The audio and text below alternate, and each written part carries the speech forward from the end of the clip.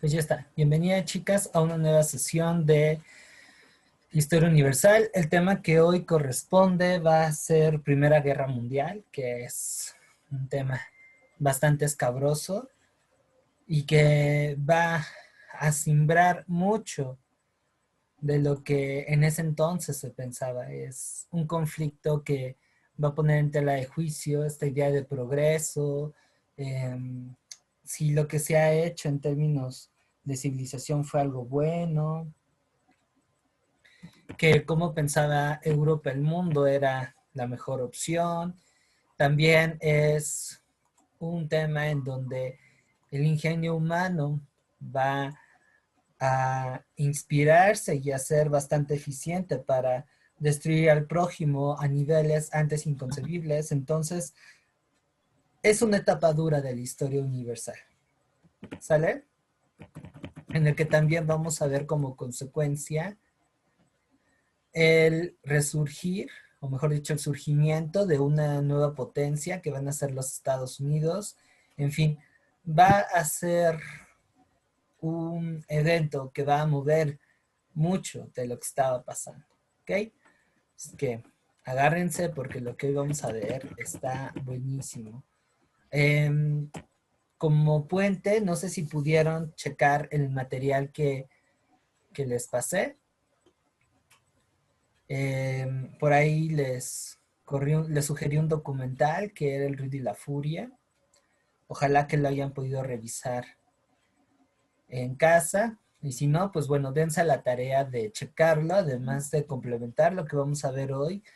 Va a abordar algunas cuestiones que es probable que vengan en el examen. Y me gusta mucho ese recurso porque lo aborda desde una perspectiva más humana, porque al final es como si la Primera Guerra Mundial se estaría contando a partir de la lectura de un diario de un soldado. Entonces, a mí me resulta muy ingenioso, muy interesante eso. Entonces, ojalá que se puedan acercar a ese material. Y pues bueno, vamos a empezar con las causas. Todos quieren conquistar el mundo. Me gusta mucho el título de esa canción de Tear for Fears, un grupo de los ochentas, porque expresa bien las razones por las cuales empieza la Segunda Guerra Mundial. Vamos a ir viendo un poquito sus causas. La primera de ellas es la Segunda Revolución Industrial y el imperialismo europeo. Son dos factores que van a desencadenar este acontecimiento por varias razones. La primera de ellas sí tiene que ver con el avance tecnológico dado por la Primera Guerra, por la Revolución Industrial, es que eh, va a darse un sentido de certeza, es decir, con el hecho de que se diera un desarrollo armamentístico, se pensaba que era más difícil que se pudieran meter con un país y si hubiese habido una guerra, pues las guerras serían mucho más rápidas por todo este avance. ¿Sale? Ahora, el imperialismo europeo, como lo vimos la sesión pasada, y aquellas, perdón, que se acaban de incorporar, les invito a que chequen el video de la sesión anterior, pues va a involucrar el que las potencias europeas comiencen a tener una rivalidad. Y para entender esta circunstancia, pues debemos de también incluir cómo el capitalismo se va desarrollando. Ustedes recordarán que el capitalismo como modo de producción es un sistema que va constantemente a requerir de espacios en donde se puedan explotar los recursos naturales y una mano de obra que entre más accesible sea, es decir, barata, mejor, porque esto va a implicar un mayor número de ganancias. ¿Sale? Y esos van a ser los motivos por los cuales Francia, Inglaterra, los Estados Unidos y otros países ya industrializados se van a lanzar a repartirse prácticamente el mundo. Pero todo tiene un límite. Entonces, el choque, las rivalidades que van a haber por dominar ciertos puntos estratégicos de esos continentes va a involucrar que comiencen a competir, que comiencen a verse feo. Y ese hecho también va a generar que poco a poco estas potencias se vayan organizando en dos sistemas de alianzas que vamos a ver más adelante. Esos sistemas de alianzas van a ser los protagonistas de este choque llamado la Primera Guerra Mundial. Ahora, las primeras señales de este conflicto los vamos a ver entre 1871 y 1814, en un periodo de tiempo que va a ser conocido como la Paz Armada. En esa época van a irse dando una serie de roces y de crisis políticas que ya están anunciando que esta paz que podemos rastrearla desde la derrota de Napoleón Bonaparte en 1815 se estaba requebrajando. ¿Sale? Ahí tenemos, por ejemplo, la rivalidad que Alemania y Francia van a tener por el dominio de Alsacia y Lorena. Alsacia y Lorena son dos territorios que los alemanes le arrebatan a los franceses en 1871 y eso va a generar un choque entre ellos. Luego tenemos la cuestión del Imperio Austriaco y del Imperio Otomano contra el Imperio Ruso por la península balcánica. El temor que va a tener Inglaterra de ver que Alemania luego de su unificación se va a poner como una potencia industrial de primer orden y va a representar una competencia de peligro. Eso es lo que va a hacer que los ingleses se acerquen a los franceses. Y todo eso va a llenar las piedritas en un saco que se va a desbordar en 1914. ¿Sale? Entonces ahí estamos viendo algunas condiciones que van a provocar la Primera Guerra Mundial. Chicas, ¿dudas hasta aquí? No. Muy bien, gracias, Jazmín. ¿Las demás cómo vamos?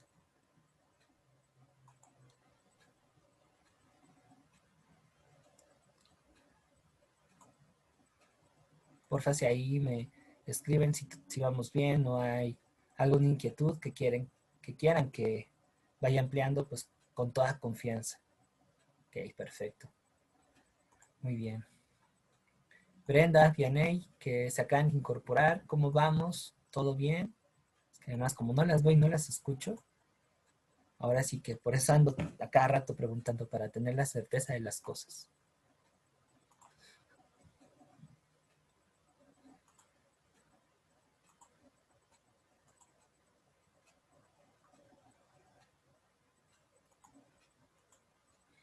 Bien, pues bueno, vamos a continuar con ir viendo a los protagonistas de estos eventos. Como ya les comenté, las rivalidades que van a tener estas potencias las van a agrupar en dos tipos de alianzas. Por una parte tenemos la Entente Cordiale, que va a integrar primero a Gran Bretaña y a Francia y después al Imperio Ruso en 1907. Esta agrupación se va a dar por el temor que se tiene hacia Alemania, que está agarrando mucho poder. Y esto resulta bien interesante porque en el caso de Inglaterra y de Francia, pues fueron enemigas por mucho, mucho tiempo. Y el hecho de volverse aliadas para confrontar a los alemanes, pues resulta muy interesante esta cuestión. Y de ahí ya no se van a soltar, ¿eh? O sea, van a seguir siendo aliadas por la posteridad. Fíjense qué chistoso. En reacción a estas alianzas, vamos a ver que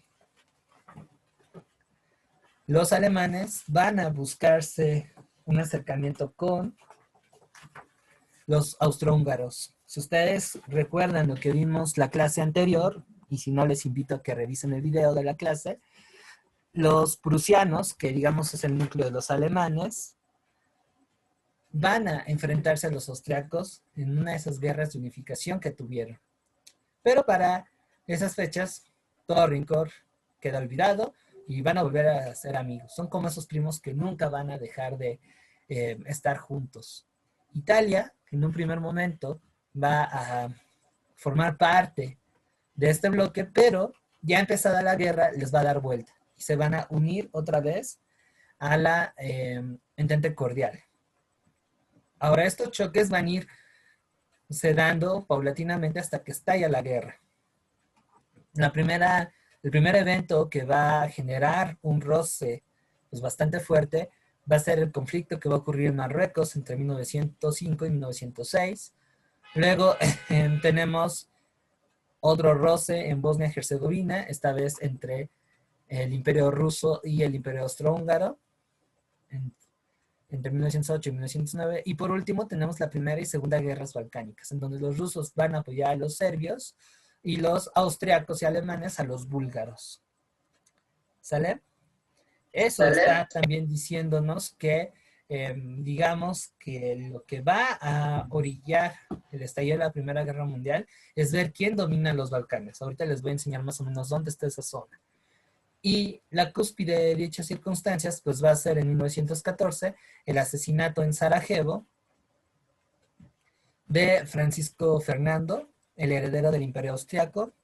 A pesar de los ultimátums, los austrohúngaros van a ocupar Serbia. Eso va a generar todavía un periodo más de tensión. Y para calmar las cosas va este señor. Pero no contaban con que un nacionalista radical va a asesinarlo y eso, pum, hace que se dejen venir. No sé si alguna vez les tocó, hagan rememoración de sus años juveniles, de cuando están en las secundarias, pero imagínense que este conflicto es como un tiro, un enfrentamiento entre secundarias públicas, es decir, entre diurnas y técnicas. No sé si por donde vivan haya habido algo así, pero pues en mi barrio, en las colonias aledañas, siempre hay una secundaria técnica y una diurna, y tiro por viaje se agarraban del chongo. Se daban como esos choques masivos.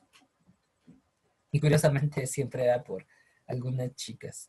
En este caso, pues harán de cuenta que así se va a dar la Primera Guerra Mundial. Solamente que en vez de una mujer, pues resulta que es un territorio.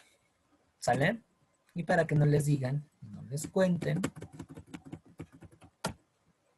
aquí tenemos los bandos y me resulta importante que observen este mapa porque aquí está la causa por la cual se están dando en la torre. Y eso suele ser recurrente en sus exámenes. Siempre les preguntan de este tema, ¿por qué territorios comienzan a pelearse? Y la respuesta es la península balcánica, para que vean que también aquí la geografía nos ayuda mucho. ¿Sale?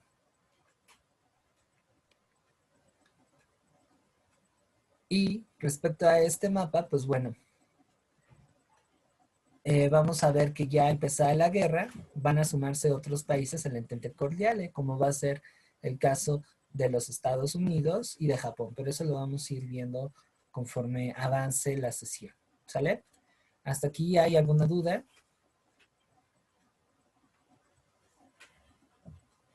No.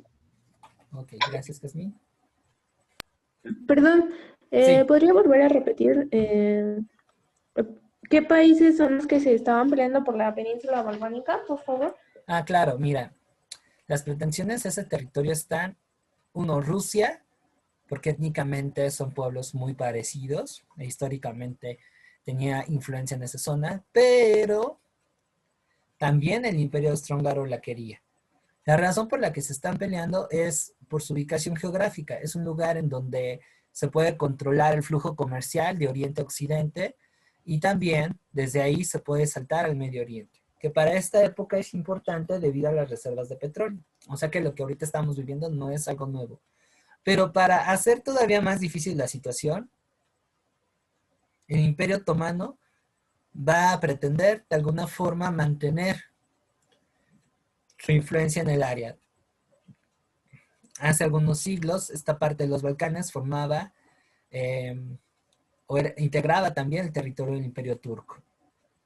Ya para el inicio de la Primera Guerra Mundial, este imperio estaba en decadencia, no obstante, aún añoraba volver a tomar estos territorios. Y eso lo hacía volverse socia de los austrohúngaros. Ahora, Alemania se mete porque les dice a los rusos, ¿sabes qué? Si tú te agandallas a los austriacos por haberte metido aquí, yo te declaro la guerra.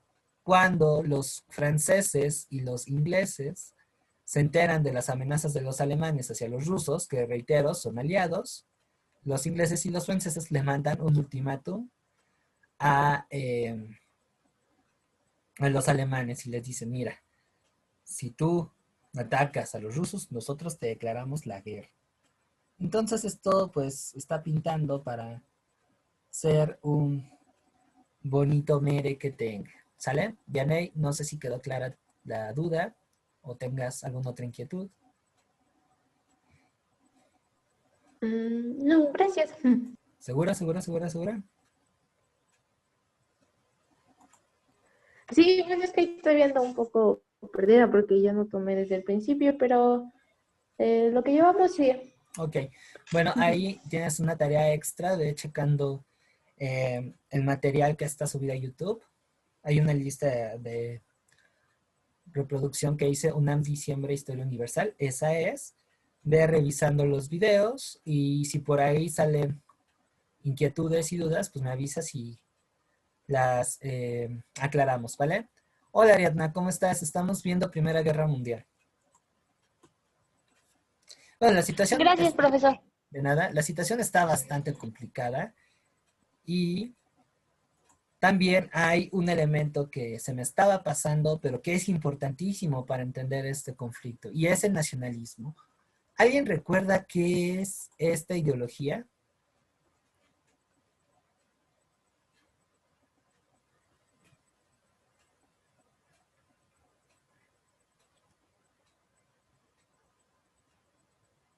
Es como una doctrina, ¿no? O algo, como un movimiento político, por así decirlo, Ajá. que era como autodeterminación política o algo así. Era algo tenía que ver con eso. Sí, Es que tengo es... unos apuntes, pero están revueltos. No, no te preocupes. Bien, ¿alguien Como más apego quiere? a la nación, ¿no? Va por ahí, va por ahí. A ver, ¿quién le ayuda a Ari? Ok. Sí, es una ideología, Stephanie. Bueno, alguien.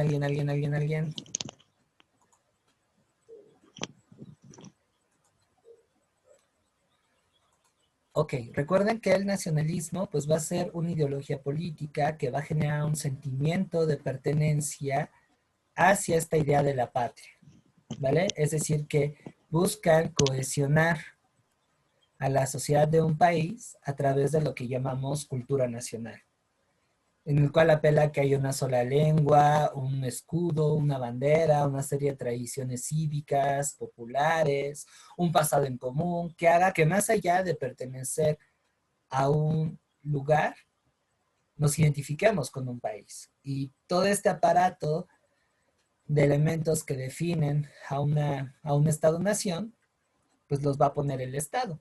Piensen, por ejemplo, en el caso de México, ¿no? O sea, somos mexicanos porque hablamos español, porque celebramos Días de Muertos, implícitamente nos gusta el fútbol, somos católicos, o bueno, es implícitamente se sigue asumiendo como mexicano, y pues también somos hospitalarios, nos gusta la fiesta, y además Un tenemos una ejemplo historia de muy, esto, profe, muy... podría ser Ajá. las lenguas indígenas, por ejemplo. Es No, algo que, bueno, caracteriza mucho a México. no, de hecho, apenas se está empezando a Bueno, aceptar, pero el nacionalismo mexicano durante mucho tiempo las marginó e incluso intentó exterminarlas, porque eso impedía el proceso de oh, integración. De hecho, las obligaba que quieres que te comparta de mi desarrollo que estoy teniendo, pues deja de hablar tojolabal, deja de hablar otomí y primero debes de hacer todo en español. No, el nacionalismo no reconoce diferencias, al contrario, quiere centralizarlo todo, quiere homogenizarlo. Entonces, las lenguas ok, ok. indígenas, por consiguiente, serían un obstáculo y eso durante mucho tiempo se entendió así. Lo vamos a ver un poquito más a detalle cuando estemos en Historia de México. Pero aquí el nacionalismo va a ser importante porque es lo que va a convencer a medio mundo de que era una buena idea pelear por su patria, aunque fuera una guerra que de manera directa no conectaba con los intereses de toda la sociedad, solamente con la élite.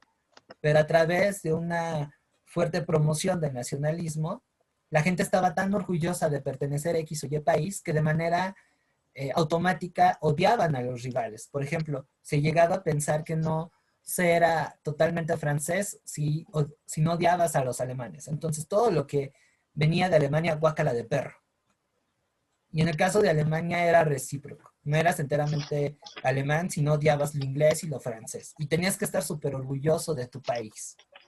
Eso se daba a través de varios recursos y mecanismos. Tenemos la educación, que hasta la fecha es un medio por el cual se promociona esta ideología, pero también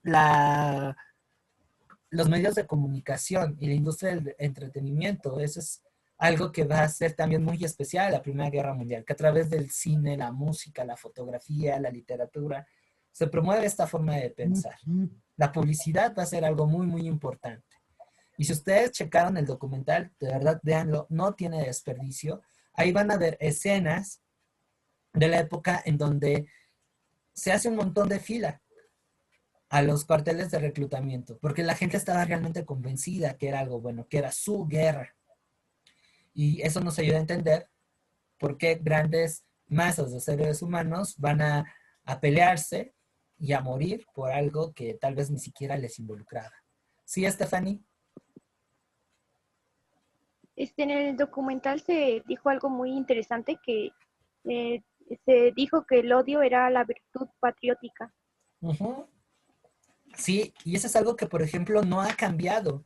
Lo va a retomar Hitler, eso lo vamos a ver el miércoles cuando veamos totalitarismo. Por ahí les voy a dejar un par de recursos para que chequen. La verdad es que también es un tema que me simbra mucho y que es muy relevante.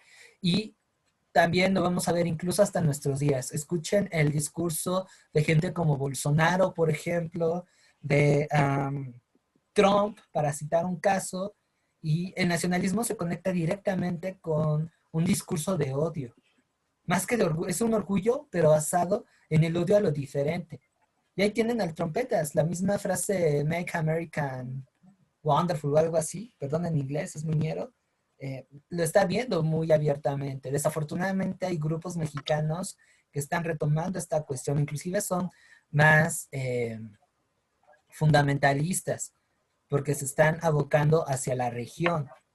Piensen, por ejemplo, en lo que algunas personas expresan en el norte del país, por ejemplo, no estoy diciendo que sea un prejuicio, pero está muy, muy, muy, es notorio que gente, por ejemplo, en Monterrey, se siente orgullosa de ser Monterrey y a los demás mexicanos los ven para abajo, y que México es Monterrey, ¿no?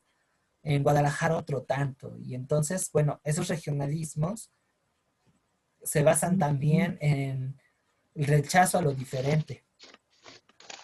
Y es algo muy parecido a lo que estamos viendo. Está cañón, no crean que esto ya ha acabado. Y desafortunadamente la historia, como un arma de doble filo, lo ha afianzado. O sea, el enseñar la historia a través de la atención de momentos épicos en donde el país se cubre de gloria, en donde se muestra que el ser mexicano sea único y diferente, pues afianza esta intolerancia a lo diferente. Y es muy extraño, porque la globalización nos hace ir y ver más allá de lo que asumamos. Por una de las contradicciones que hoy estamos viviendo y que me recuerda un poquito a lo que también se dio al principio de la Primera Guerra Mundial, es que esta interconectividad poco a poco está reforzando estas ideas neonacionalistas, que bueno, también están implementadas para facilitar el consumo de bienes. Esto está de locos, de verdad. Y en esta época se bombardea por todos lados, entonces hagan de cuenta que Europa, si no es que buena parte del mundo, era como un pasto seco, que nada más se necesitaba una chispita y ¡pum! La cosa explotaba. ¿Sale? ¿Alguna otra inquietud que tengan, duda? Esto está poniendo bueno, ¿eh? Esto está poniendo muy, muy bueno.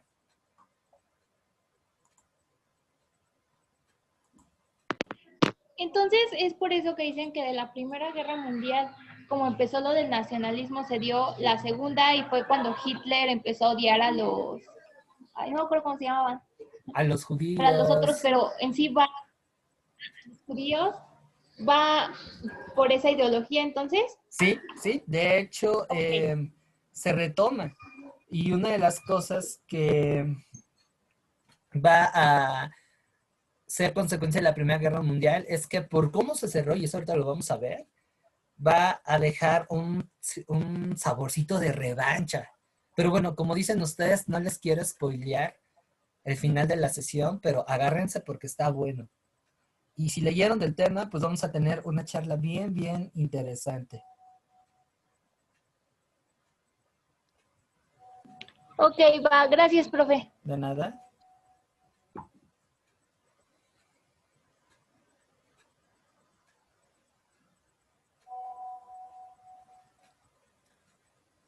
Ok.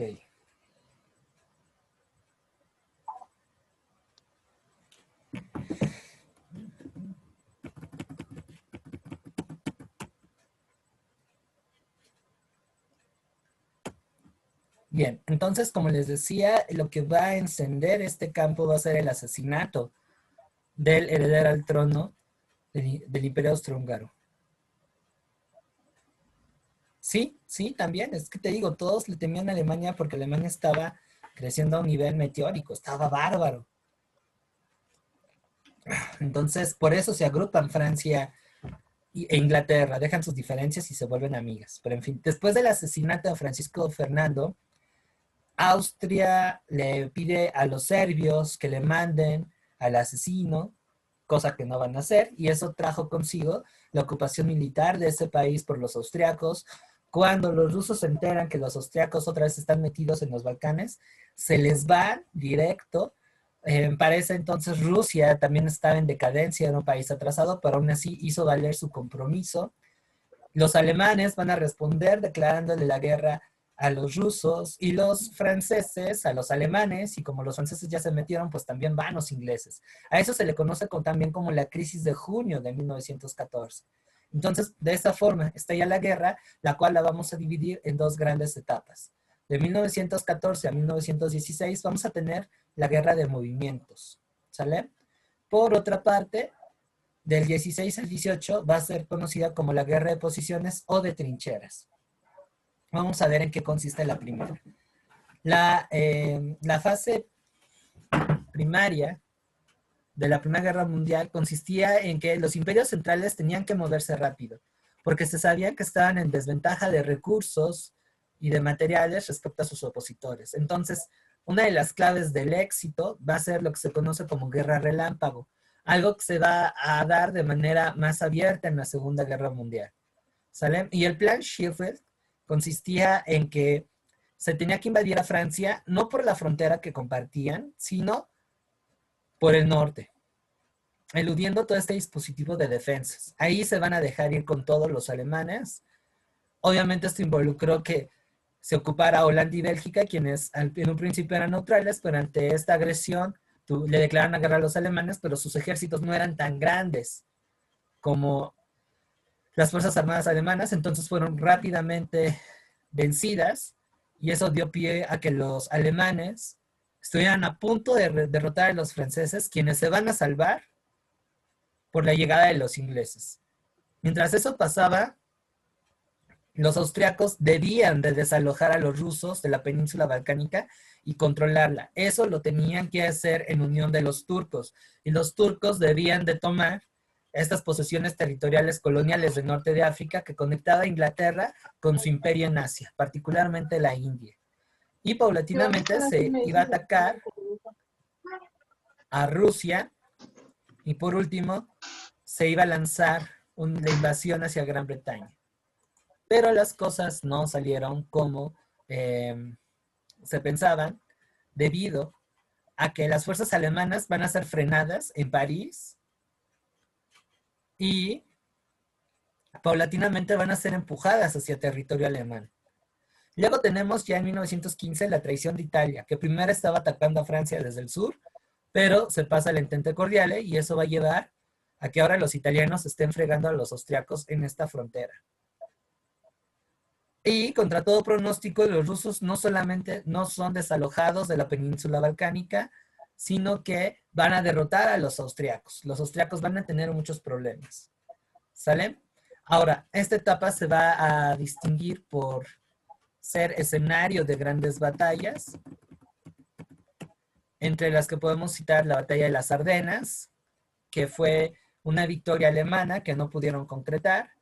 Luego, más adelante, se da la de Tannenberg, que va a ser una estrepitosa derrota de los rusos frente a los alemanes. Ahí destacan gente como el general Hindenburg. Y también en Gallipoli, en lo que es la península balcánica. ¿Sale? Pero no se contaba con un problema. Y es que resulta que ambas facciones tenían fuerzas muy parecidas, y entonces esto llevó a una relantelización del conflicto, es decir, se van a empantanar. Y eso va a involucrar un cambio de estrategia que más adelante vamos a ver. Pero para que vean que no todo es sangre, muerte y destrucción, como decimos los metaleros, soy fan del heavy metal, van a haber actos que nos hacen recuperar que todavía hay gente humana. Es decir, que el ser humano no siempre está enfrascado en este ámbito de destrucción, de odio. La historia también evidencia que pueden haber sucesos de fraternidad. Y un ejemplo de ello es lo que pasó en la Navidad de 1914, que también menciona el documental, no sé si por ahí se acuerdan.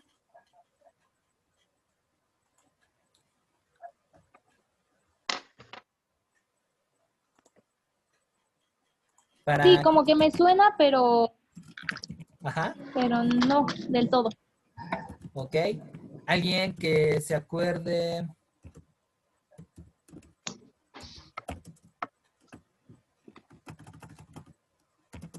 Es entre tanta oscuridad, es un acontecimiento realmente muy bello. Muy, muy bello.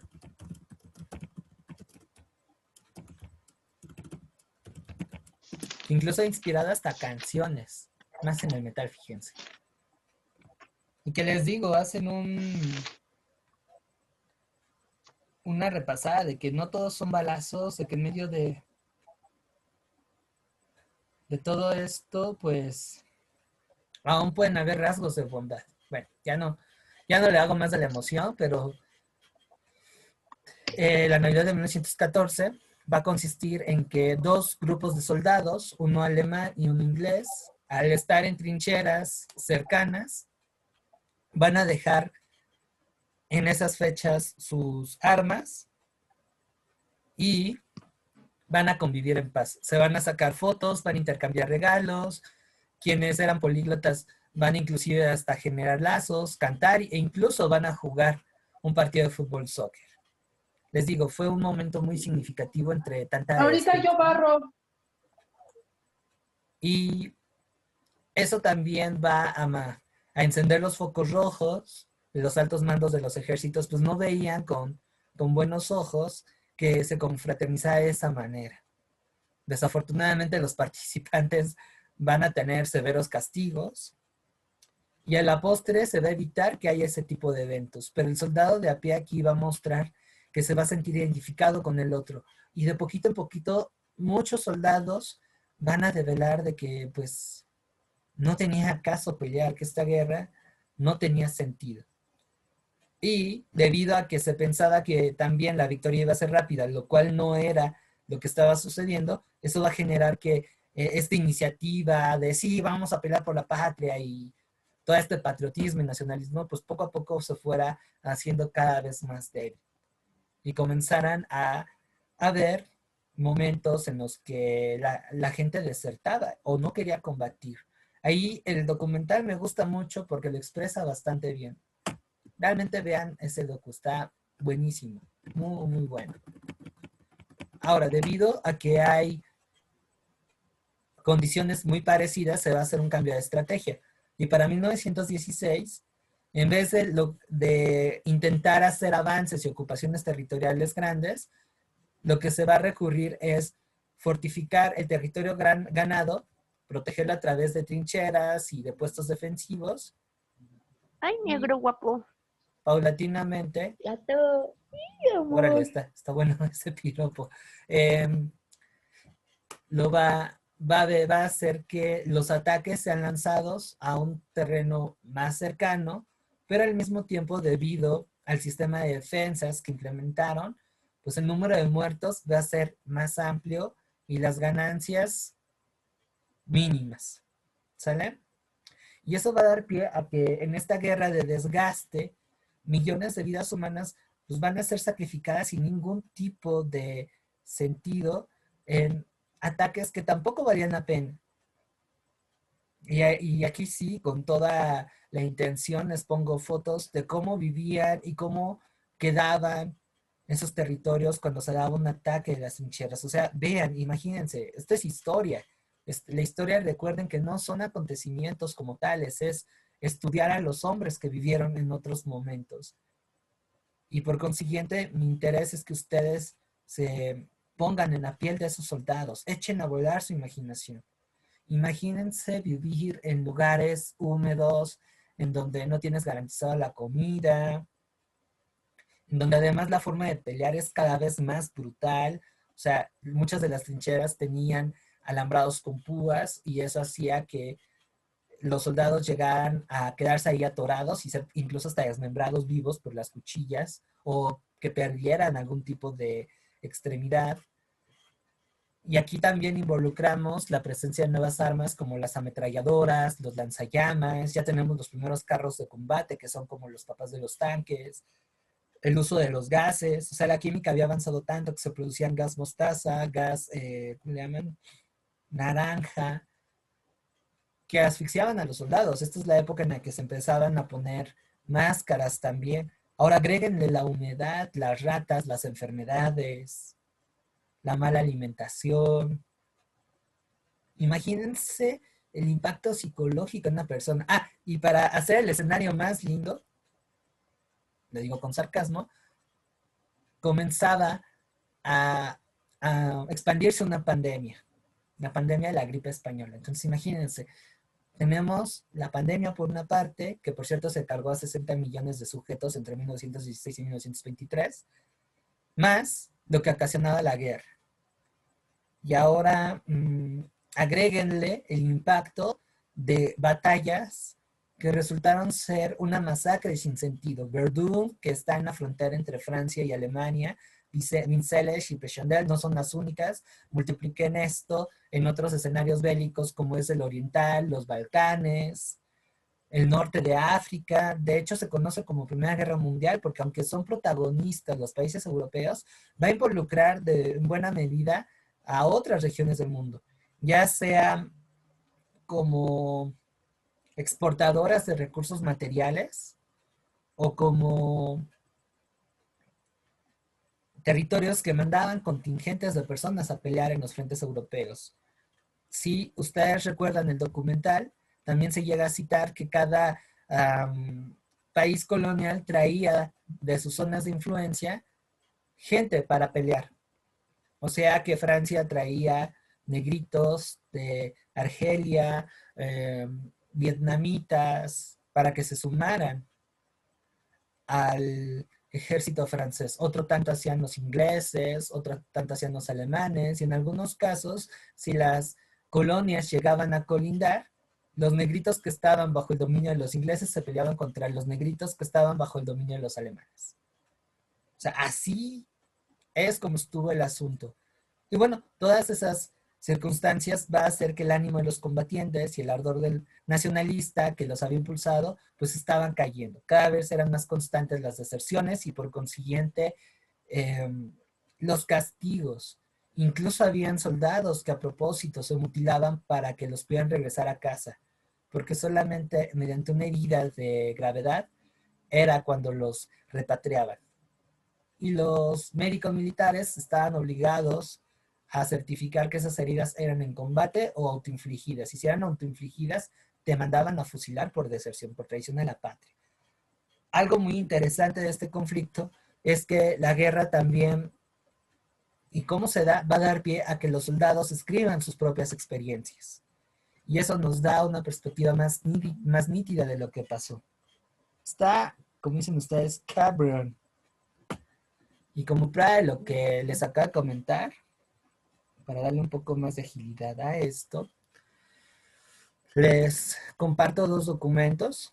Uno de ellos es una carta que un soldado francés le envía a su padre en 1916.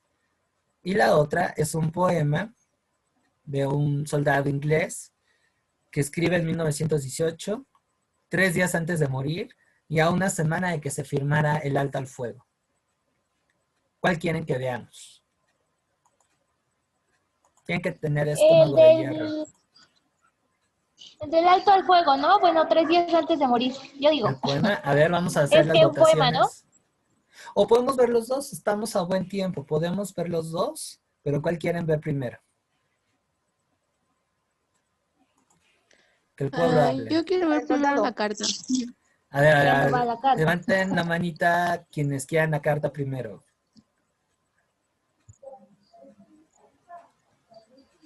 Ok, hay mayoría, hay mayoría de la carta. Nos vamos por la carta y después por el poema. ¿Quieren que yo la lea o tenemos alguna voluntaria que seguramente tendrá una voz más melodiosa que la mía, que nos comparta la lectura de este testimonio?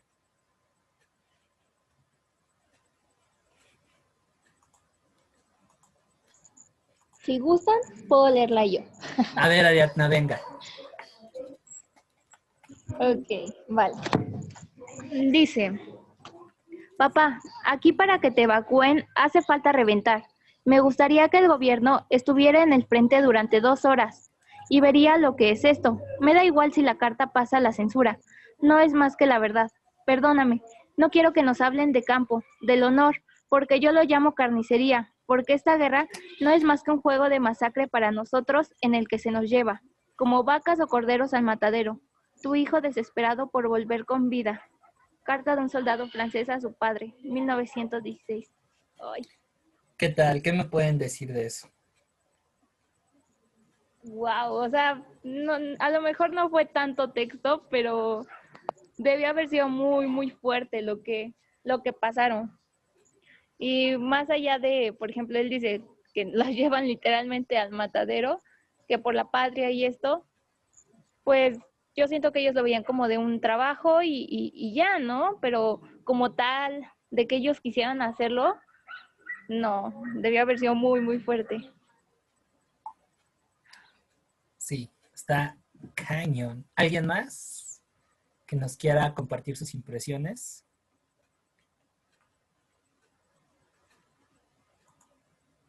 Se vale chillar, ¿eh? No hay ningún problema.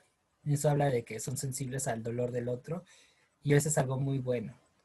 Desafortunadamente también nos inculcan una visión muy romántica de la guerra que se promueve a través del cine, por ejemplo, o de los videojuegos, y no caemos en la reflexión de que este tipo de eventos es realmente escarnioso. Así que bueno, no hay ningún problema en que se pongan sensibles. La historia también tiene ese rol de recuperar nuestra humanidad, de generar empatía por el sufrimiento del otro. Y bueno, yo soy un poco más ambicioso también de, en la medida de lo posible, no promover estas acciones violentas en nuestro presente. De esta manera, la historia no es letra muerta, no es solamente ocupar acontecimientos para, pues, mamonearnos de que sabemos o para pasar el examen, sino para transformar nuestra realidad. Así es que, bueno, es por ello que nos tenemos que acercar a la violencia y particularmente a las guerras para educar para la paz en la actualidad. Algo que me quieran por ahí compartir de este testimonio.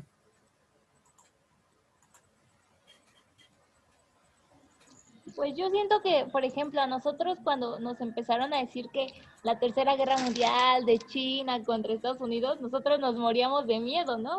Pero pues no nos imaginamos a quienes de verdad estuvieron ahí y la sufrieron, o sea, no, sí, debió haber estado muy feo, profe. No, y no se necesita estar lejos. O sea, vean lo que estamos viviendo actualmente en el país, en lo que está haciendo el crimen organizado, las acciones del gobierno, el nivel de violencia tan amplio que estamos enfrentando, pues nos lleva a que estamos viviendo bajo condiciones de una guerra no declarada. O sea, chéquense, desde que se armó la guerra del narco en el 2006 con Calderón hasta la fecha, han habido más muertos que las bajas en conflictos abiertos como en el Medio Oriente, para citar un caso, o en el sur de Asia. Para que se den otro quemón, que bueno, es realmente terrible, han habido más mujeres asesinadas en los últimos 9 años que el número de muertos que tuvo el primer mes de la guerra en los Balcanes. Y no estoy diciendo que sea algo bonito hablar de la guerra de los Balcanes. Y eso pasa en nuestro país. Es que no es necesario un conflicto declarado para entender que estamos conviviendo con un ambiente de muerte. Y que desafortunadamente en el caso de Como lo México, de Israel, ¿no, profe? ándale también, como con Israel, y en el caso de México, pues la violencia, lejos de disminuir, cada vez escala a un nivel mayor, y no necesariamente es con el asesinato, la desaparición de mujeres, porque bueno, desafortunadamente no son solo chicas, aunque es lo que más reluce en nuestros días, pero también es, no sé, es por el número de muertos en los movimientos migratorios, es la radicalización de las ideas, o sea, ya fácil, ya es más fácil que te linchen, no solamente mediáticamente, sino realmente por cierto estereotipo a que ocurra otra cosa, por ejemplo, ¿no? Y esto desafortunadamente no solamente es de un grupo social hacia otro, sino también lo reproducen colectivos que dicen intentar hacer un mundo diferente, ¿no? Yo soy una persona muy respetuosa del feminismo, por ejemplo, lo estudio, soy partidario de varias de sus ideas, comprendo su lucha, pero lo que sí me causa mucho escarnio, por ejemplo, es este discurso de odio hacia el hombre o hacia el varón que tienen algunos colectivos. No estoy diciendo todos, pero sí varios. Y el que los medios de comunicación, el mismo Estado en sus discursos, impulsen más el resaltar esas actitudes violentas, conlleva más violencia. Porque también no sé si se han dado cuenta, los chicos, lejos de sensibilizarse con los problemas de género, se vuelven más misóginos, se vuelven más violentos, y es un cuento de nunca acabar, o sea, es terrible. Y tocar este tipo de temas nos lleva a también confrontar nuestras ideas, ¿no? De cuestionar lo que estamos haciendo, y eso es parte del rol de la historia. Ahí se los dejo de tarea, y bueno, vamos a cerrar esta parte del material no histórico tradicional para entender la Primera Guerra Mundial. Les voy a leer estos 4 fragmentos del poema. El morir por la patria no es dulce ni honroso. Este poema lo escribió Wilfred Owen, quien fue un escritor que salió a pelear por su país, estuvo en el frente occidental, y como les comentaba, desafortunadamente fallece 4 días antes del alto al fuego, en 1918, todo ese contexto, y escribe ese poema 2 días antes de su muerte. Imagínense de la situación en que ya estaba la cosa. Morir por la patria no es dulce ni honroso. Doblados como viejos mendigos bajo bolsas, chocando las rodillas y tosiendo como viejas, maldecimos a través del lodo, hasta darle la espalda a las condenadas bengalas y empezar a arrastrarnos a un descanso remoto. Los hombres marchaban dormidos, muchos ya sin botas, cojeaban calzados de sangre, todos patéticos, ciegos todos, ebrios de cansancio, sordos incluso a los silbidos de proyectiles decepcionados que caían más atrás. ¡Gas! ¡Gas! ¡Gas! ¡Deprisa, chicos! En un éxtasis de torpeza, nos calamos torpes cascos justo a tiempo, pero alguno seguía pidiendo ayuda a gritos tropezando, indeciso como un hombre ardiendo en llamas o calvida, borroso tras los vidrios empañados a través de aquella verde luz espesa. Como hundidos en un mar verde, lo vio ahogarse. En todos mis sueños, ante mi vista indefensa, se abalanza sobre mí, se atraganta, se ahoga, se apaga. Si en algún sueño asfixiante también pudiera seguir a pie, la carretera donde lo arrojamos, y ver cómo retorcía los blancos ojos en su cara. Ojo, esto es una parte del poema, en realidad el texto es mucho, mucho más amplio, ya se los compartí en el grupo de WhatsApp, pero de igual forma es visceral y es bastante crudo lo que expone. ¿Sale? No sé si por ahí me acabo de acordar que les recomendé también una película, que está basada en un libro, que si pueden también cómprenlo, está bastante bueno.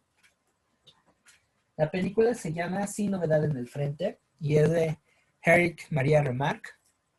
Aquí lo tengo, una editorial bastante accesible, pero muy buena.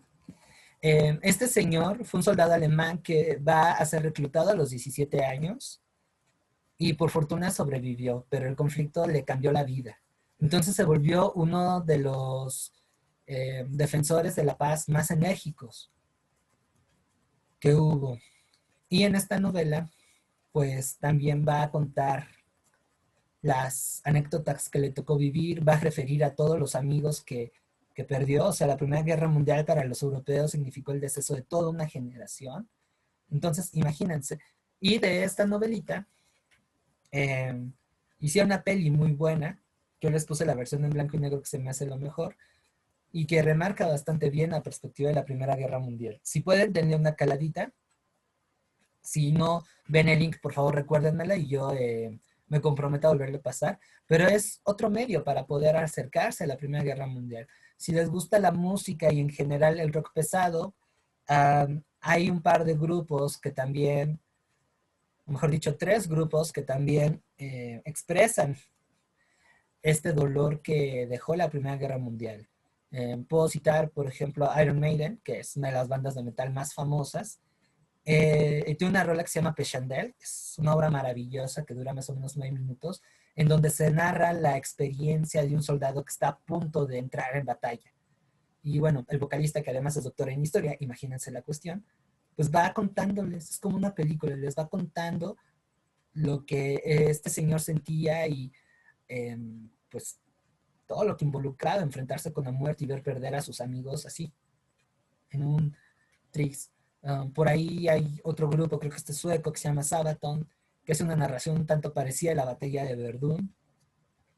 Y hay un grupo israelí que se llama Orphanet Land, que habla sobre la Navidad, particular de 1914. Particularmente me llama mucho la atención el trabajo de estos israelíes porque son de los grupos que más tratan temas así crudos como la guerra, pero a favor de la paz, siempre apelando a la paz. La verdad es que esa banda trae una onda ideológica muy interesante y pues bueno, son otros medios para aterrizar mejor este tema. En cuanto a películas, vean Caballo de Guerra. Hay una cinta muy interesante que no he visto, pero que está en Amazon, bendito internet. Yo creo que por ahí también la pueden checar, que se llama 1917. Si no vean en el frente, ya les comenté. Y Caballo de Guerra. O sea que hay todo un arsenal de material para que ustedes puedan, además de la clase y de la lectura de los manuales que les pasé, aprender mejor esto. O sea, está buenísimo. Ahora, pues, este punto en el que están trabadas las potencias van a acabarse a partir de 2 acontecimientos que se va a dar en 1917. 1917 va a ser un año tremendo. Primeramente, vamos a tener el estallido de la Revolución Rusa, que es un tema que vamos a ver más adelante, que va a conllevar que los rusos se salgan de la guerra y firmen por separado con Alemania la paz. A este tratado en el que ceden Lituania, Letonia y Estonia a los alemanes con tal de acceder a un alto al fuego, se le va a conocer como Tratado de Brest-Litovsk. ¿Sale? Por otra parte, está el ingreso de los Estados Unidos a la guerra. Esto va a ocurrir unos años después, unos meses después, noviembre del 17. Y la razón por la que los Estados Unidos le declara la guerra a los imperios centrales se debe a que hunden un barco de pasajeros en el Atlántico Norte, inglés, pero que tenía tripulantes estadounidenses. Entonces eso va a generar una crisis que va a meter de lleno a los Estados Unidos a la guerra. Los Estados Unidos antes eran neutrales, pero vendiéndoles armas a ambos bandos. ¿Sale? Entonces, con la llegada de los Estados Unidos, que es un país que no tiene daños en su territorio, que posee y rebosa de recursos económicos y humanos para dar el empuje final, pues va a ser clave. La llegada de 1 millón de soldados al frente occidental va a ocasionar que Alemania, quien era la única que prácticamente mantenía el esfuerzo bélico de los imperios centrales, pues caiga. Y eso va a conllevar a que en 1918 se firme la paz. Y comenzaran, bueno, el alto fuego, y comenzaron de alguna manera a discutir cuáles iban a ser los términos, ¿sale? Dato cultural, un poco antes, los alemanes estuvieron así de conseguir que nuestro país se metiera a la Primera Guerra Mundial con el telegrama Zimmermann. Básicamente lo que le ofrecían a Carranza era dinero y enviamos apoyo a través de submarinos y tú a cambio invades a los Estados Unidos desde el sur. Y te vamos a dar los territorios que perdiste en 1847. Carranza estuvo a punto de decir que sí, pero al final sus generales lograron convencerlo de que no era una buena idea debido a que pues el país estaba enfrascado en la Revolución Mexicana, era la etapa más complicada de la lucha de las facciones, y además México no se comparaba militarmente con Estados Unidos, y también era muy poco factible el hecho de que los alemanes auxiliaran a los mexicanos. Entonces, por eso no se aventó. Y también el telegrama ya había sido descubierto por ese sistema de espionaje de los ingleses y le pasaron el dato a los Estados Unidos. Entonces los Estados Unidos ya estaba al tanto de esto. Solamente estaba ahí en la expectativa, esperando que iba a ser México, que bueno, por fortuna no se dio esa decisión. Y pues, eso va a conllevar a que el país mantuviera su neutralidad. Ahora, ¿cómo le vamos a hacer o qué va a suceder con esto de la guerra? Pues, como ya les comentaba, se va a firmar el armisticio de noviembre de 1918, en el cual se va a acordar un alto al fuego, y vienen los tratados que, como lo comentó Ariadna, van a dejar que las cosas se mantuvieran al aire y que por lo tanto se desencadenara justo 20 años después, es decir, en septiembre de 1939, la Segunda Guerra Mundial. Ahora, ¿qué va a tratar el Tratado de Versalles? Bueno, en el Tratado de Versalles, prácticamente, y perdón por la expresión, chicas, se van a orinar en los alemanes.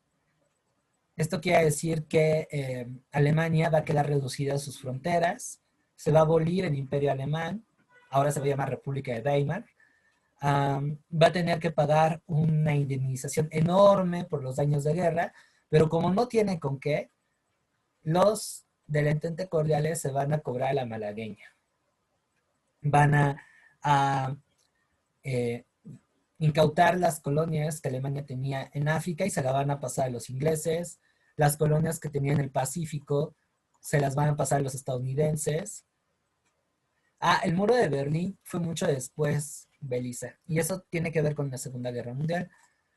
¿Qué más le va a pasar a los alemanes? Los franceses van a quedarse con sus minas de carbón, no les van a permitir tener un ejército, y eso va a sumir al país en el caos.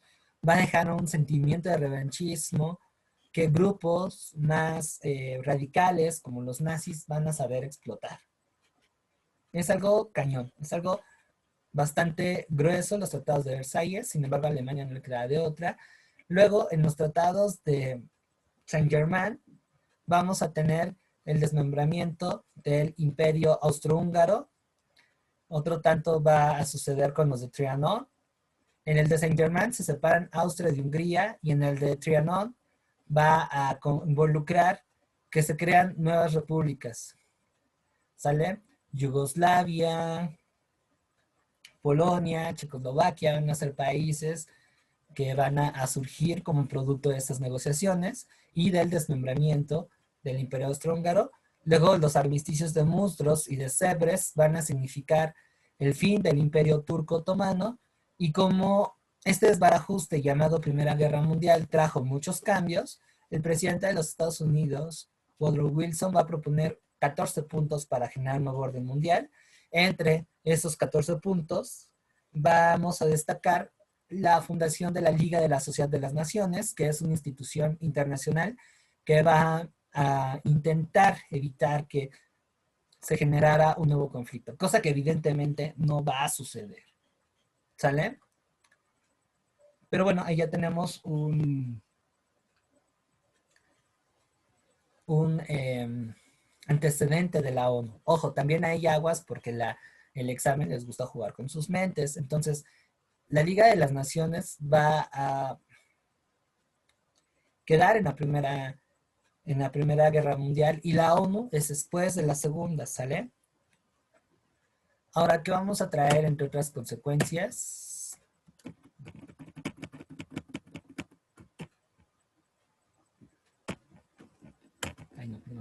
Vamos a ver la desaparición de 4 imperios: el alemán, el austrohúngaro, el ruso y el otomano. ¿Sale? Esos imperios van a desaparecer y se van a generar nuevos países. En el caso de la Unión Soviética, de Rusia, ya no va a ser Rusia, va a ser la Unión Soviética, ¿sale? Algo relevante también es el surgimiento de los Estados Unidos como una potencia hegemónica, ¿sale? Eso es bien importante porque nos va a llevar a entender mejor lo que se conoce como el periodo entre guerras. Vamos a ver la independencia de Checoslovaquia, Polonia y Yugoslavia, que son países que van a resultar del desmembramiento del imperio austrohúngaro. Por otra parte, los imperios británico, francés y estadounidenses van a ampliarse, ya les decía, por la incautación de las colonias alemanas. Ahora, Europa como centro político del mundo va a decaer. Y ese rol lo va a ocupar los Estados Unidos, ¿sale? También hay una crisis en cuanto a la concepción del hombre. Les decía, esta idea del hombre como figura del progreso, como el mandamás de la naturaleza, la civilización, todo eso se va a ir a la Burger King. Mucha gente pues ya no va a creer en esos ideales y desde el arte, por ejemplo, va a haber un cuestionamiento. Y ese cuestionamiento lo van a reflejar las vanguardias artísticas. ¿Ok? Y bueno, como dato también bastante duro es el hecho de que en 4 años de conflicto ocurrieron más de 14 millones de muertos, los cuales, 1/3 de ello, van a ser víctimas no combatientes. O sea, el nivel de bestialidad del ser humano llegó a niveles inimaginables. Pero bueno, siempre nos superamos. La Segunda Guerra Mundial va a cuatriplicar esa cifra. Van a ser alrededor de 60 millones de muertos los que va a dejar la Segunda Guerra Mundial. Pero bueno, eso ya es otra historia. ¿Dudas hasta aquí, chicas? ¿Comentarios?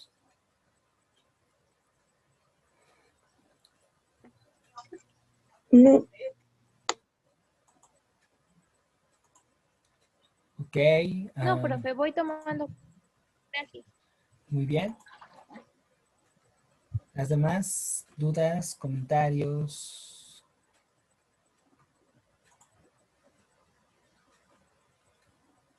Bueno, yo sí tenía una preguntita de Venga, hace dale. ratito, ahorita me acordé. Sí, adelante, adelante. Entonces, digamos que cuando terminó la Primera Guerra Mundial, ¿fue de alguna manera gracias a Estados Unidos? Fue un factor, fue un factor. Fue un factor importante, de alguna Exacto. manera. Sí, sí. Y cuando realizaron los tratados de, ¿cómo decirlo? Como de la paz, es que no me acuerdo cómo se llamaba. Ajá.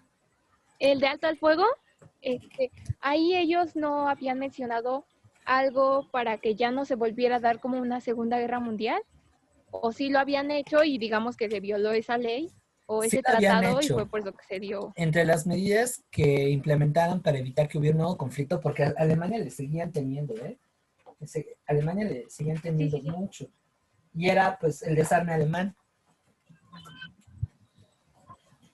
Pero evidentemente el hecho de que Alemania la redujera prácticamente a la nada, lejos de garantizar que hubiera un nuevo conflicto armado, incentivó que se quisiera dar la revancha.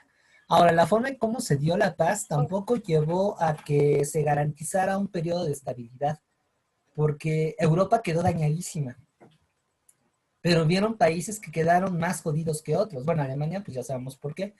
Pero Italia también, por ejemplo, se quedó bailando en la lona. A Italia, que había peleado en Entente Cordiale, no le tocó nada. Y eso le dejó una frustración enorme. Y además el país también quedó destruido. Y esos huequillos van a favorecer que en los 20s y en los 30s apareciera el totalitarismo. Y el totalitarismo, entre otras cosas, planteaban expansión militar para que esos países pudieran tener lo que ellos conocen como el espacio vital. Y esto implicó un rearme. O sea, ahí vemos las raíces del por qué se forma el eje Berlín-Roma-Tokio. Y el equilibrio de poderes fue bastante superficial. Ahora también, desde esas fechas, el capitalismo industrial, como fase de ese sistema económico, ya estaba alcanzando su límite. Y cuando ese límite llega en 1929, lo que vamos a ver es una crisis que deja una situación todavía más difícil, lo que ya había resultado de la Primera Guerra Mundial.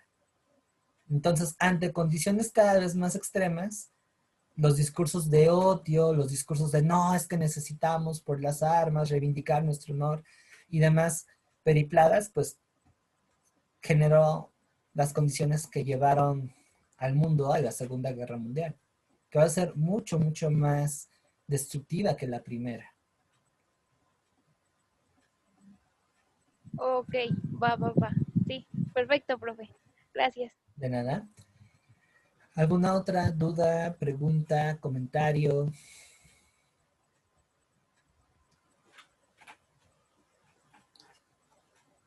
Vianey, Brenda, ¿cómo vamos?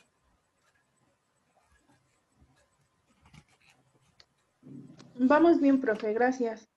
Ok. Muy bien. Entonces, la Primera Guerra Mundial ¿Sí, Vianey? dejó... Ay, es que está fallando. No te Entonces, preocupes. la Primera Guerra Mundial dejó algo para que iniciara la Segunda. Sí, bastantes Y cosas. entonces... ah, Pues con el y simple fueron hecho, entre los mismos países. A ver, perdón, es que por ahí hubo un cruce. ¿Sí, Vianey? Entonces, estas fueron también entre los mismos países. Mm, su revancha, como les decía. Más o menos, sí. La mayoría de los involucrados de la Primera Guerra Mundial van a pelear en la Segunda Guerra Mundial y casi, casi en los mismos equipos. fue más como para regresar a tener sus territorios, ¿no? Sí, entre otras cosas, Ari. Pero si Alemania ya no tenía nada, bueno, así que, ¿por qué se volvió a meter, no? Ah, porque cayeron en la ilusión de lo que planteaban los nazis y el totalitarismo. El totalitarismo, y eso es algo que más adelante vamos a ver, planteaba que el desarrollo de un país se tenía que dar por la expansión militar. Porque como somos únicos y diferentes y somos lo máximo, entonces merecemos más territorio para satisfacer nuestras necesidades, y esto involucraba la destrucción de otras comunidades. Eso es, por ejemplo, Profe, lo que planteaba Hitler en Mi Lucha, y esa forma de pensar también la tenían los japoneses, también la tenían los italianos. Entonces, previo a la guerra, y muy bajita la mano, y también, ¿por qué no mencionarlo?, bajo la indolencia de potencias como Francia, Inglaterra y los Estados Unidos, lo que van a hacer ellos es rearmarse para, entre otras cosas, como bien lo comentaste, Vianney, esta obtención del espacio vital también involucraba un revanchismo. El orgullo alemán quedó realmente pisoteado. Entonces, bueno, ahí lo tienen. Perdón, ahora sí, Ari, adelante. sí, ¿qué ideologías podemos como tal destacar de la Primera Guerra Mundial? El nacionalismo. La primera es el nacionalismo.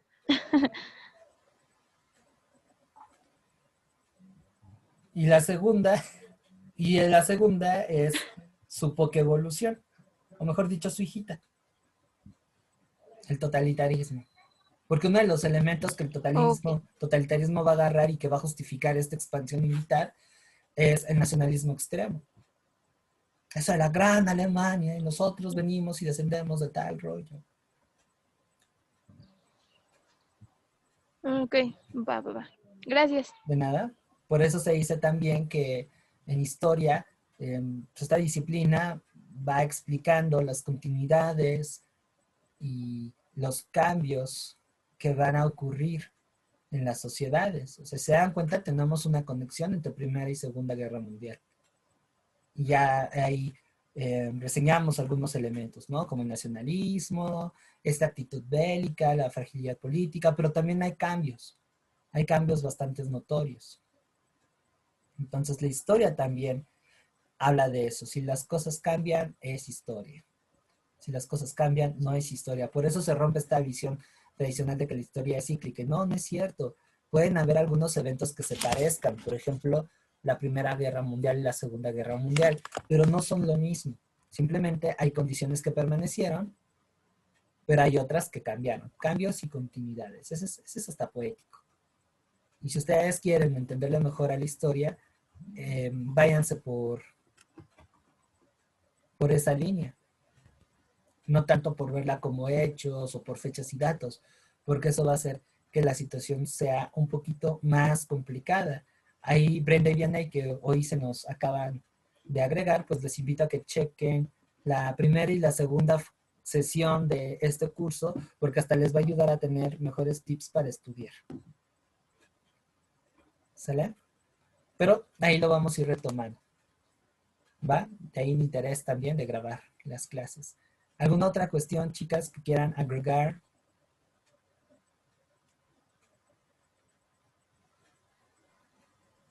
Yo, Profe, bueno, mi compañero primero. Ok, adelante, Stephanie.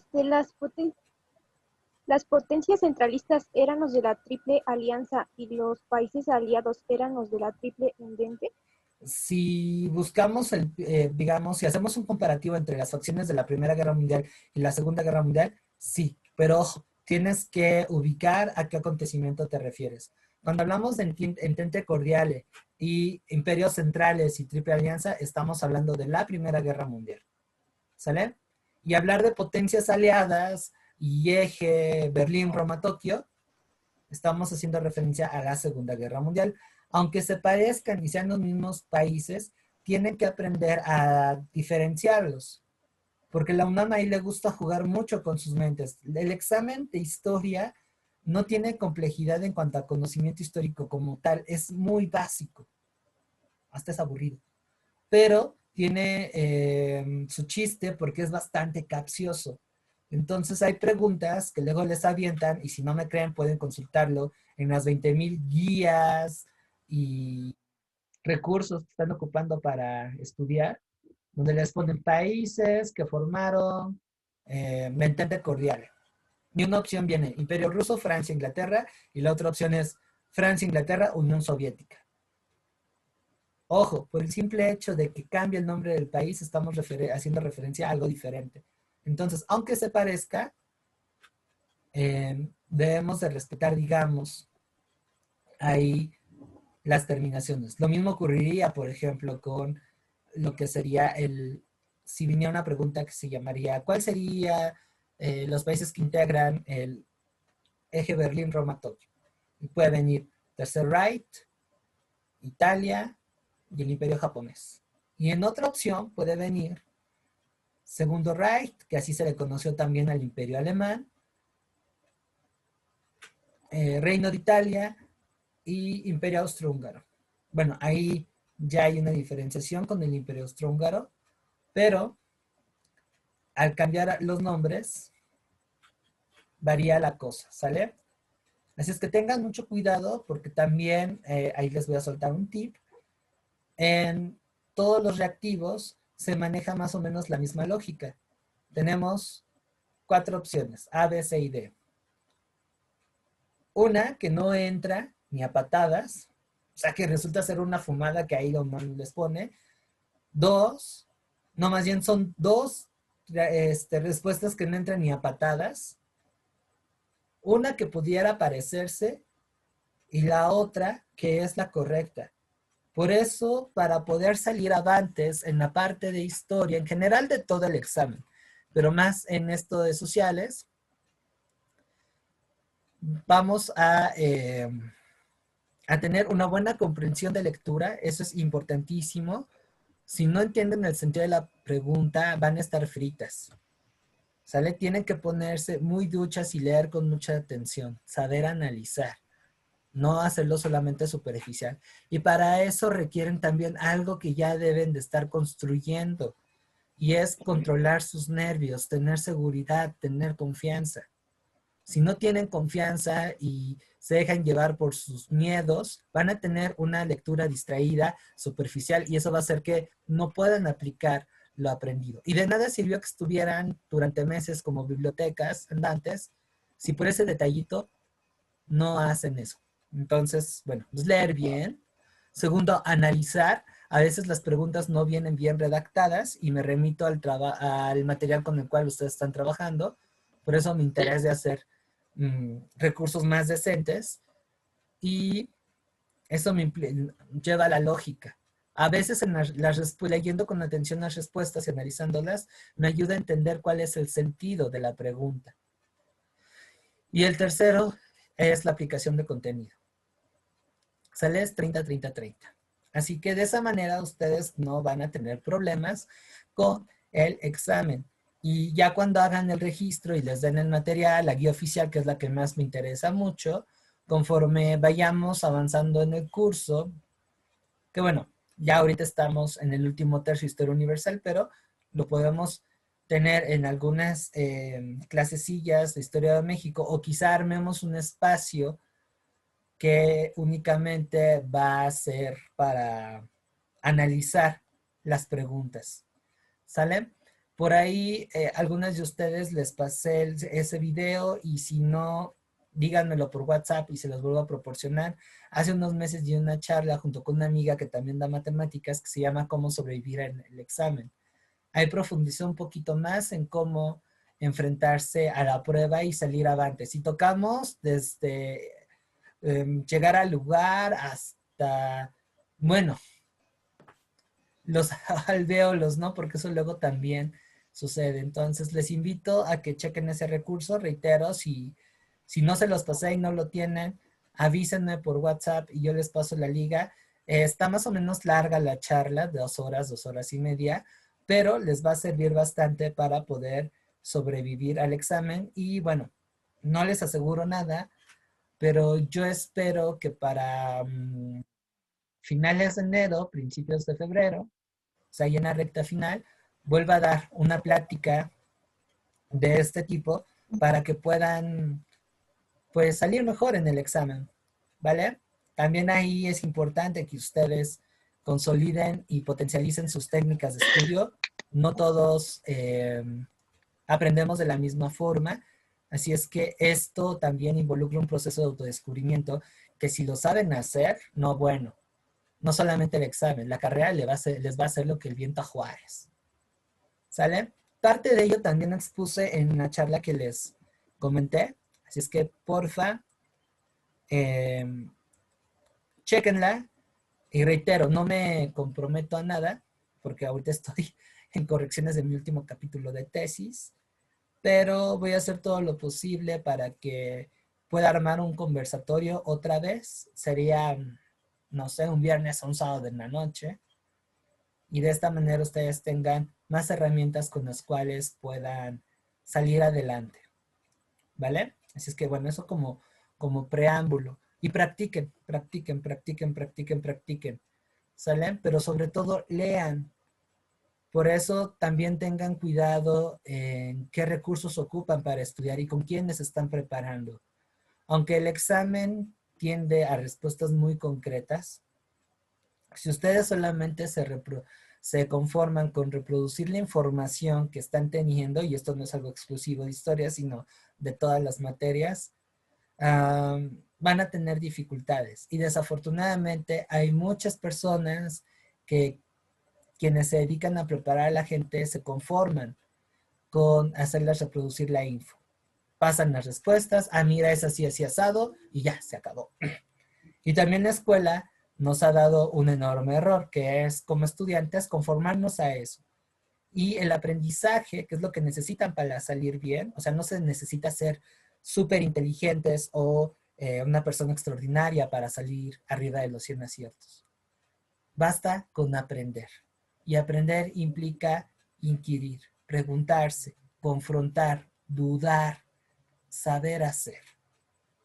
Yo, por ejemplo, si hacemos una revisión de la narrativa y la exposición que di de historia, sí, les conté algunas cosas, pero iban orientadas a que ustedes tuvieran la propia interpretación de las cosas, no a soltarles el rosario de fechas y datos, porque si eso lo hacen con que la pregunta venga en otro tipo de tenor, ya se quebraron. Pero si ustedes entienden el porqué, más allá de la memorización, las conexiones que ustedes me acaban de referir, por eso es importante, 1, que asistan, y 2, que participen, Entonces, ahí estoy teniendo evidencias de que están aprendiendo, de que están obteniendo recursos que pueden aplicar en la resolución de reactivos. O sea, el realmente aprender no solamente implica que sepan hacer un examen, sino que ustedes tengan la capacidad de explicar lo que está pasando. Y eso, otra vez, no basta solamente con reproducir la información, sino con apropiársela. Y eso se da dudando, preguntando. Si esa formulita que yo les acabo de compartir la aplican en mate, la aplican en química, en física, en todas las materias a las cuales se tienen que enfrentar, pues les va a ir mejor. Y no importa cómo venga el examen y qué tan manchado esté, van a saber defenderse. Así es que esto también conlleva a romper algunos vicios que tenemos y que desafortunadamente las guías, otros cursos de preparación, etcétera, etcétera, etcétera, fomentan. Así es que no se conformen, sean ambiciosas. Descubran sus estilos de aprendizaje, no solamente es tener apuntes y escuchar al profe y ya, sino también interactuar, incluso hasta hacer cómics. Me hicieron acordarme de una alumna que tuve en donde trabajaba antes, que en vez de tomar cómics dibujaba, así, cañón, cañón, cañón, cañón, cañón. Yo al principio me molesté porque me estaba tirando de loco, yo en mi error de incomprensión, pero cuando revisé el material que estaba haciendo, resulta que estaba haciendo tiras cómicas de las clases. Y eso le ayudaba mucho a, uno, retener la información y dos, procesarla. Y resultó ser una de mis mejores estudiantes. Entonces, bueno, la escuela, por su contexto y por la situación en la que está, no es tan sensible a ello. Y la virtud que tenemos en esta etapa de preparación para la UNAM, aunque sabemos que es rápido, es que pueden ocupar esa plataforma. Hay otros que son hasta por movimientos corporales, algunos más con la música. Yo, por ejemplo, sí me gusta leer, sí me gusta escribir, sí me gusta escuchar, pero he aprendido algunas cosillas de historia a través de inquirir, bueno, de qué me está hablando la canción, cómo me la está narrando. Y eso me lleva a profundizar más en lo que me está diciendo la rola. Y por supuesto que se me olvide menos. Así es que hagan ese también examen de autoconocimiento, ¿vale? Y les puedo asegurar que les va a ir bastante bien. Todavía están a tiempo, estamos a 1 mes, 3 semanas. Es un poquito bruto, sí, honestamente lo digo, pero si son constantes, la van a hacer. También sean organizadas, ¿vale? Tienen que tener tiempo para dedicarle a las materias que estén enfrentando. Recomendación, invierten un poquito más a aquellas que les cuesten trabajo. Y sean constantes, sean constantes, sean constantes. A medida que sean constantes y disciplinadas, la van a hacer. Y la constancia y la disciplina, para que no sea una carga, parte de la convicción. Así es que también es muy importante que ustedes recuperen el por qué quieren estudiar en la universidad, por qué quieren estudiar esa carrera. Y eso va a hacer que pierdan miedo en los reactivos que les piden. Si de verdad quieren ser médicos, se van a poner un cronograma de estudio, van a ser constantes, van a ir paulatinamente mejorando y no les va a importar que les pidan 115 aciertos. Creo yo aquí no tengo médicos, ¿o sí? Bueno, ahorita me dicen. Y también sean estratégicas. No todas las carreras son medicinas. Si la que ustedes tienen, las que ustedes aspiran tienen un rango de entre 90 y 100 aciertos, entonces eso habla de que tienen un margen de error, pero no abusen de ese margen de error. Eso yo lo comento porque evitamos de esa forma el estrés. Aquí el principal enemigo a vencer es el estrés y las inseguridades. Bueno, y también las limitantes que tenemos por el pésimo sistema educativo mexicano, pero en fin, eso se puede ir soslayando. Pero ustedes tienen que enfrentar sus miedos, tienen que aprender a manejar el estrés. Así es que hagan tratados de paz con sus papás, con su vida sentimental, con sus miedos, y sean disciplinadas en eso.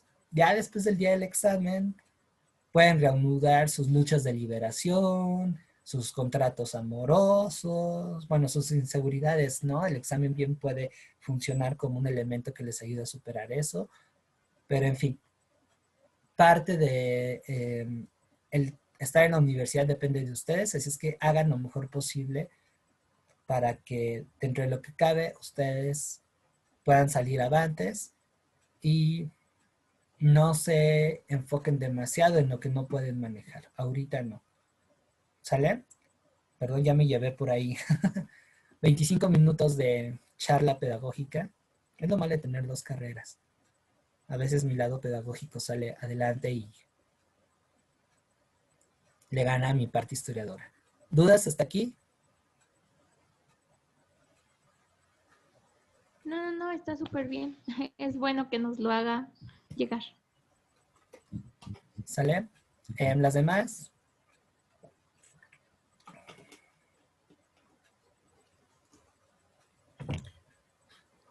Profe, bueno, yo me acabo. Ajá. Y no sé si me podría mandar los videos de las clases anteriores para que pueda checarlos, por favor. Sí, claro. Bueno, les voy a pasar la liga de reproducción de los videos que corresponden a este curso. Y por si las moscas, también la liga de mi canal de YouTube, que reitero, no esperen que sea como Julio Profe y Matematiqueando y todas esas cosas. Yo no tengo para invertir en toda esa producción. Mi interés no es ser un youtuber, pero sí cuelgo el material para que ustedes puedan consultarlo en casa las veces que sea necesario.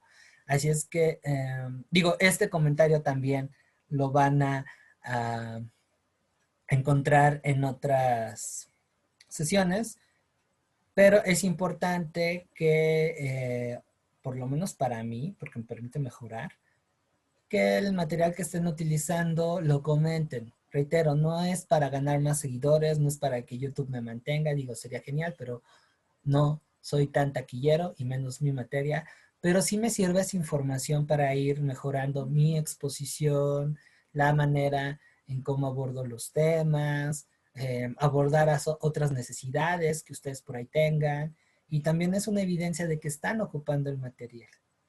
Nada me sirve que pongan pulgar arriba. Sí, pero eso que en cambio si ustedes comentan, oye, estuvo muy chido, pero me perdí en esta parte, bueno, yo ya tengo evidencias de cómo ir abordando mejor las cosas y sobre todo apoyarlas de una manera más óptima. ¿Sale? Entonces ahí les invito a que hagan eso, se ocupen los videos y también les pido que en la medida de lo posible asistan. No es tanto por la cuestión del dinero, sino porque, como sabrán, pues por aquí tenemos una interacción que a través de los clips no podemos lograr y de esta manera el proceso de enseñanza-aprendizaje es lo más cercano posible a la parte presencial.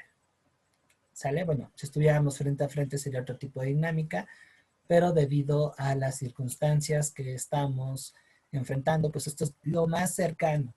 Y siendo realistas, por lo menos al primer semestre de su licenciatura lo van a vivir de esta manera. Entonces también puede ser un preámbulo para su primera experiencia universitaria. Así es que, dejando de lado lo negativo, esto es una oportunidad para irnos adaptando y ser flexibles a lo que más adelante nos vamos a enfrentar. ¿Sale? Así es que esa es una virtud que les está dando ahorita este desafío llamado examen de admisión. ¿Vale? ¿Alguna otra cosa que quieran tratar o comentar? Digo, porque no me va a dar tiempo de ver ya Revolución Rusa. Tiene sus chistecillos. Yo preferiría matarla el día miércoles para que el viernes pudiéramos ver Segunda Guerra Mundial y Guerra Fría, que eso sí me interesa cacharlas juntas. Bueno, ¿hay alguna otra cuestión, comentario que quieran decir? Vianey, Brenda, que son... La guía, Ajá. la guía que usted había realizado la mandó al grupo. Bueno, es que Sí, apenas entré a ese grupo y sí, todo el material que yo desarrollé y que vamos a ir trabajando, lo mando al grupo. Así es que todo es así como el número de tarjeta, link de los datos de ingreso a las sesiones, todo eso está en el grupo. En caso de que no lo hayas visualizado, dime y yo las vuelvo a subir, ¿vale? También es importante que tengan ese material. Y no es por echarle carrilla a la competencia, pero en el proceso de la realización de ese manual he notado que hasta las guías oficiales tienen errores garrafales, desde redacción hasta de investigación. Y además son tan planas, no tienen nada de creatividad, entonces sí soy un poquito celoso con mi trabajo, por eso me aventé la técnica idea de hacer esos manuales. Hay varias cosas que sí adapté, imagínense, es una chinga que en una semana escribir 100 páginas y de todos sus temas. Tendría que ser un súper erudito en historia, pero varias cosas sí son de mi cosecha, pero bien fundamentadas, sobre todo para que el discurso sea más accesible de ustedes. Y también pues, quise ocupar un formato que fuera más amigable. Vean el Conamati, está peor que uno de esos libros que nos hacían leer en secundaria y que se veían poco amigables.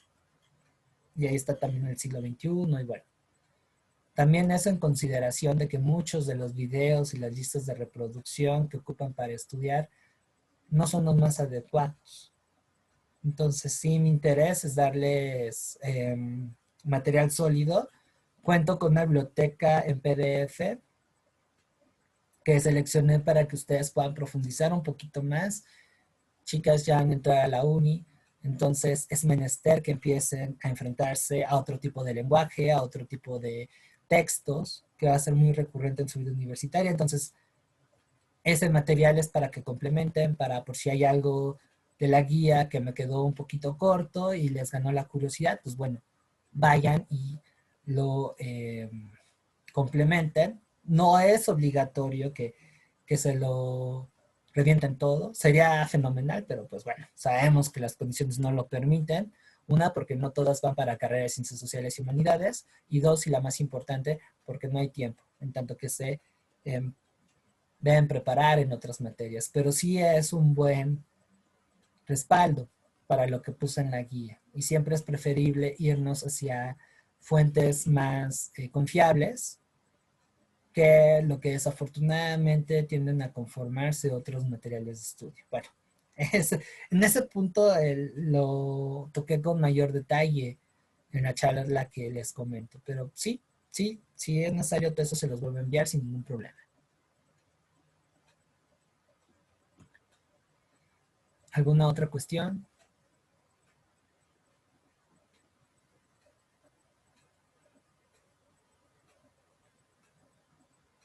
No, profe, por mi parte ya no.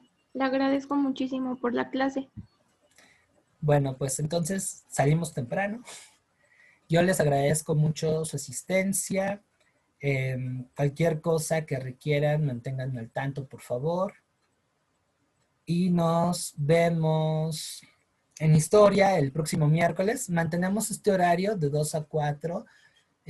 Soy una persona que la verdad es que se compromete bastante con su chamba. Digo, siempre hablo de la sesión 2, 2 y 5 porque mi compu ya está viejita y tarda en prenderse. Pero 2, 2 y 5, a más tardar ya estoy enchufado. En caso de que yo cancele una sesión, pues es realmente por una cuestión extraordinaria. Por ejemplo, es muy probable, todavía no lo tengo confirmado, que de este viernes en 8 no las vea debido a que tengo una cita con el dentista. Y pues esas citas no se pueden suspender. Así es que bueno, solamente por motivos realmente importantes no nos vemos, pero aquí me tienen los 3 días a la semana. Y pues bueno, también les recuerdo que hoy iniciamos a las 8 de la noche el curso de geografía, que en varios temas se intersecta con historia, así es que ahí matamos 2 pájaros en uno. Las sesiones van a ser todos los lunes de 8 a 10 de la noche, misma dinámica que aquí con historia, es más que me gusta un poquito más porque es más práctico. Entonces, quienes estén interesadas, ahí mándenme un mensaje personal si todavía no están, digamos, registradas o inscritas en el proyecto. Y las que sí, pues nos vamos en un rato. Así es que disfruten la comida, que nos estamos viendo en la nochecilla. Y pues bueno, también el día de mañana de 8 a 10, para las chicas de área 4, las que estén interesadas en aprender un poquito de filosofía, nos vemos, ¿sale? Cuídense mucho y nos estamos viendo más al ratito y si no, el miércoles, ¿sale? Les agradezco mucho su asistencia. Bye. Gracias a usted, hasta luego. Hasta luego. Gracias, profe. Hasta luego. Hasta luego. Gracias. Hasta luego. Y pues bienvenidas. Gracias. De nada. Gracias, profesor. Hasta luego, chicas.